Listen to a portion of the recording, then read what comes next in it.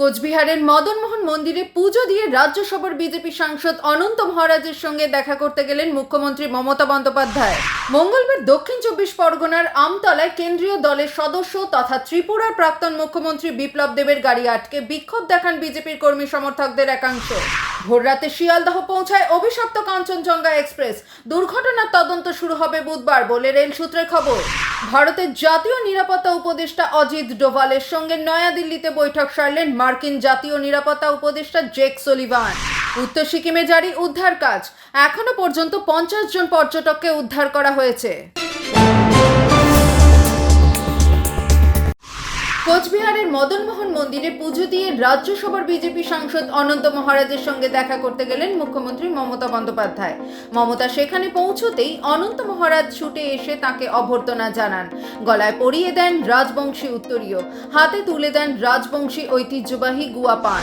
দলীয় কর্মী সমর্থকদের বিক্ষোভের মুখে বিজেপির কেন্দ্রীয় দল মঙ্গলবার দক্ষিণ ২৪ পরগনার আমতলায় কেন্দ্রীয় দলের সদস্য তথা ত্রিপুরার প্রাক্তন মুখ্যমন্ত্রী বিপ্লব দেবের গাড়ি আটকে বিক্ষোভ দেখান বিজেপির কর্মী সমর্থকদের একাংশ।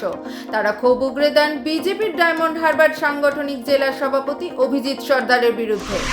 ভোররাতে শিয়ালদহ পৌঁছায় অভিশপ্ত কাঞ্চনজঙ্ঘা এক্সপ্রেস। রেলের সরকারি তদন্ত শুরু হবে বুধবার বলে জানা গেছে। প্রাথমিকভাবে বলা হচ্ছে সিগন্যাল সিস্টেম নাকি মানেননি মালগাড়ির চালক, আর তার ফলেই ঘন্টায় 78 কিমি বেগে ছুটে এসে দাঁড়িয়ে থাকা কাঞ্চনজঙ্ঘা এক্সপ্রেসের পিছনে সজোরে ধাক্কা মারে মালগাড়িটি। ঘটে যায় মর্মান্তিক দুর্ঘটনা, আর বেড়ে চলেছে রহস্য।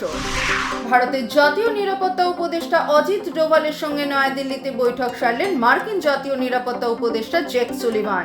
মার্কিন ভারত উদ্যোগের সমালোচনামূলক এবং উদীয়মান প্রযুক্তির দ্বিতীয় বৈঠক ছিল এটি। নয়াদিল্লির এই বৈঠকে দুই পক্ষই প্রযুক্তি ক্ষেত্রে যৌথ কৌশলগত অংশীদারিত্ব এগিয়ে নিয়ে যাওয়ার বিষয়ে আলোচনা করে বলে জানিয়েছে হোয়াইট হাউস। বেহাল উত্তর সিকিম, অবিরাম বর্ষণ, সঙ্গী ধস। প্রকৃতির এই রোষের মধ্যেই চলছে উদ্ধার কাজ। প্রায় 6 দিন আটকে থাকার পর অবশেষে উদ্ধার করা গেছে 50 জন পর্যটককে। মুষলধার বৃষ্টি ও বন্যা ধসে উত্তর সিকিমে আটকে পড়ে প্রায় 1200 পর্যটক। প্রশাসনের তরফে সব রকম ব্যবস্থা নেওয়া হয়েছে।